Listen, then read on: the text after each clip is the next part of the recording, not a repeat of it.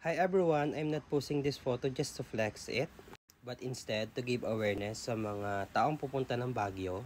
After seeing the photo, na-realize ko yung horse, he looks so tired.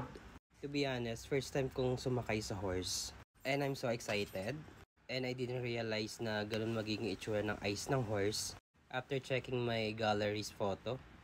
So please just think before nyo sakyan yung mga animals like horse sa Baguio.